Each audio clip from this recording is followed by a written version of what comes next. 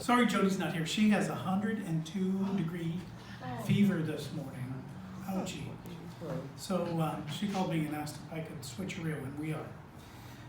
So I hope nobody wants her money back because Jody's the best.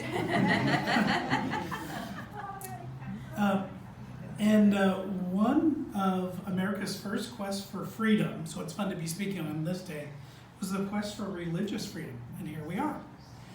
The Puritans, to name one group, moved to North America to avoid religious persecution.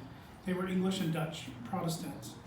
Now, people have often joked that America was created by God, and I believe that that part is no joke. Many lessons humanity needs to learn in our time here on Earth require an environment like the one that exists here in the beautiful US of A. We have a religious freedom to complete our spiritual journeys. So one thing that I must say is in America right now we've got a left wing and a right wing that are part of the same bird. You guys, those are part of the same bird. So hopefully what we call divisive politics or divisions is just the process of creating balance. This isn't the first time that there have been major differences in opinion in our nation, and it's not going to be the last either.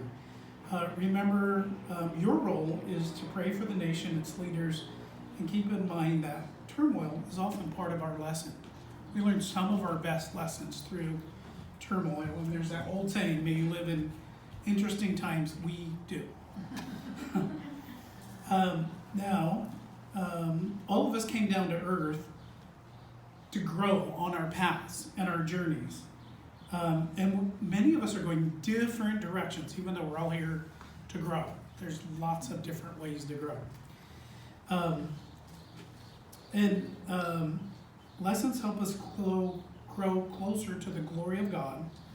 And if you wondered why it's set up like that, think of God as a lonely guy or gal, a lonely deity, with nobody at his level to hang out with.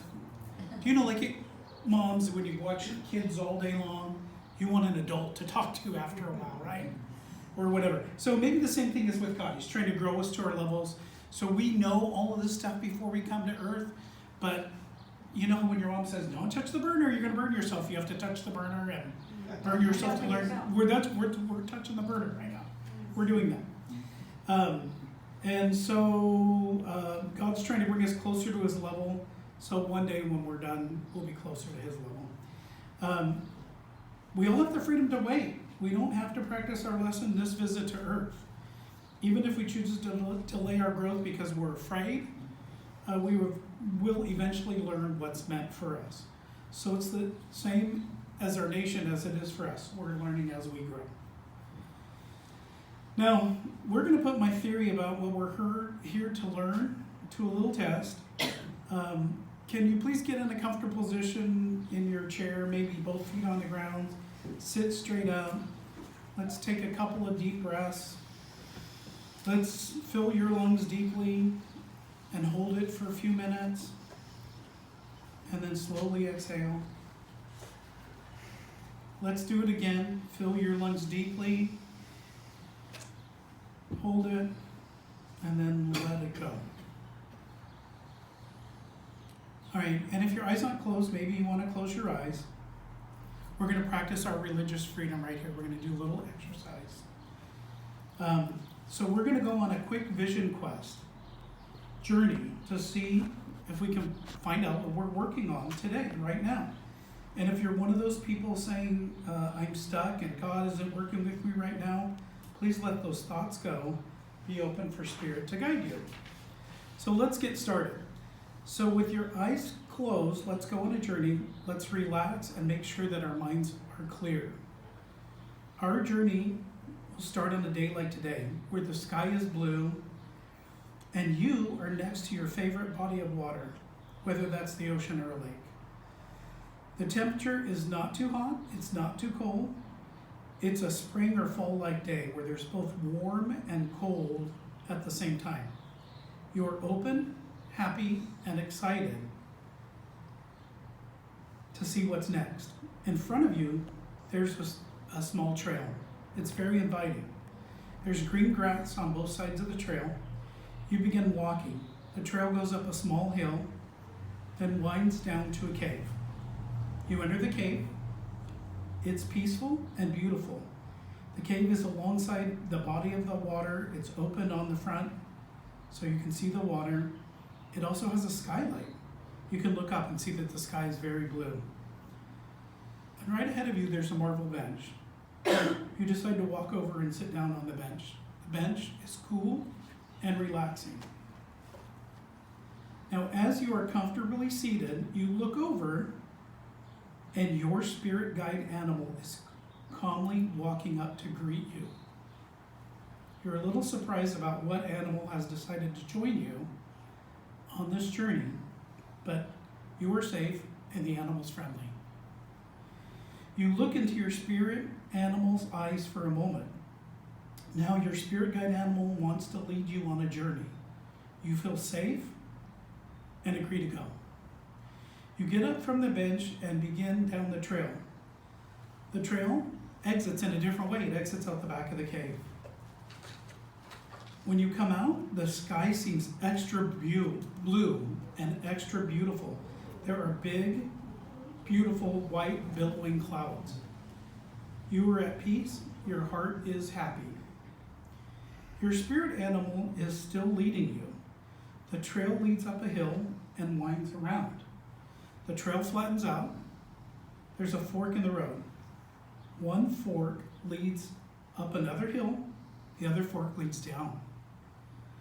Your spirit animal pauses and looks back at you to see which path you decide to follow. Now at this point, we're going to slowly come back to consciousness in the room.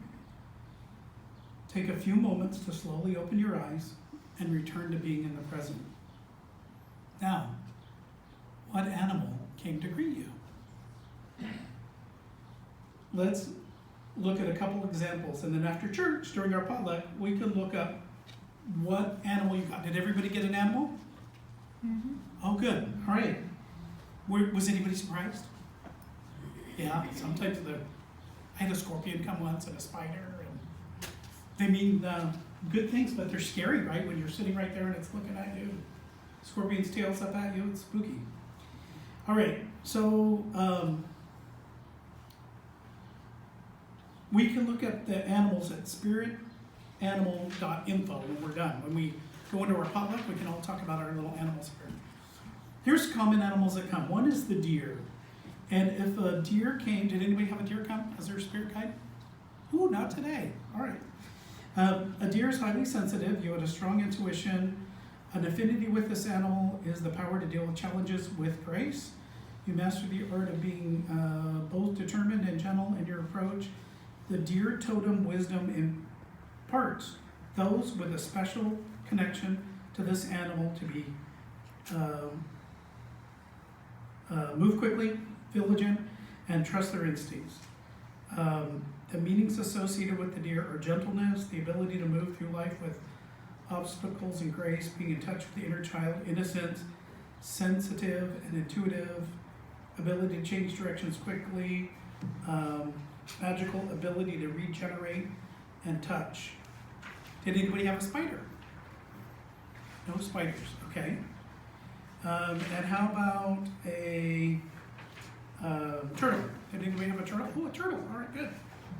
Okay, so the turtle energy, the turtle totem wisdom teaches us about walking through our path in peace and sticking to it with determination and serenity. Slow moving on earth, yet also incredibly fast and agile in the water.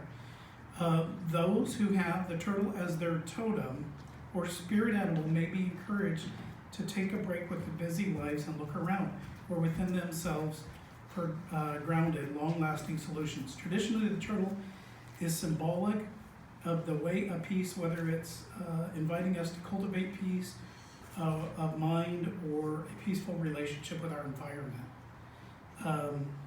The turtle symbolism is characterized by the association with earth and symbol of groundedness and patience.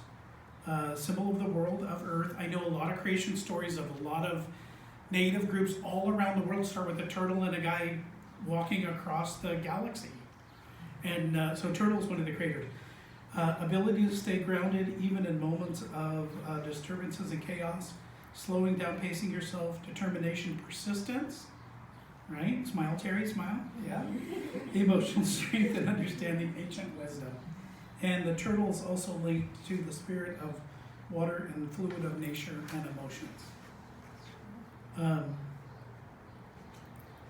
The turtle totem also symbolizes a peaceful walk on this earth. It represents the path as we embark on our journey through life. It contrasts emotions, spiritual development bursts. The turtle anchors an unfolding in a slow, more grounded series of steps. That sounds like you, Terry. Yeah, right? Well, and keep in mind, different animals will come at different points in your life. What are some of the animals that people got? What did you get? I got a couple of them, a bobcat and a bear. Oh, bobcat and a bear. Okay, both of those are in the spirit animal guide. We're gonna look those up. Who else wants to say? I got a that? snake. Snake's in there too. Snake's a really common one. A wolf. A wolf is in there too. We're gonna look them up and see. How about you, Josiah? Lion. Lion? Uh-huh. And I see lion and panther. lion and panther. Oh, yeah. Did anybody get scared? No? No? All right, good. All right, and let's see here.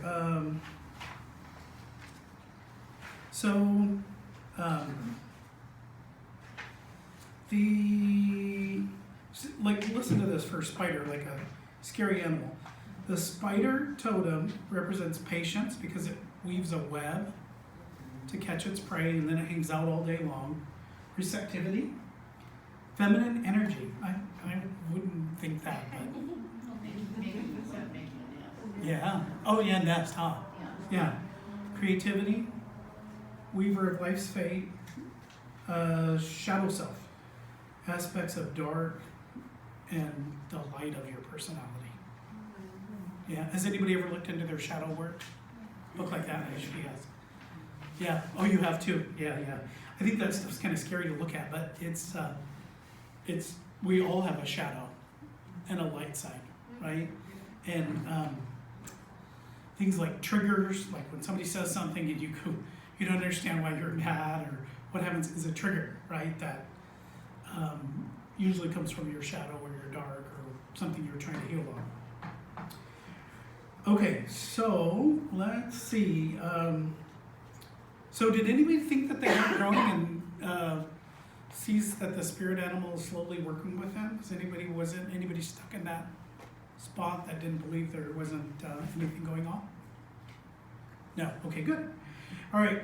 So I believe our time on earth is to complete our lessons that we need to know to get our souls closer to God. Often our lessons come in a negative way, like sickness or diverse political periods.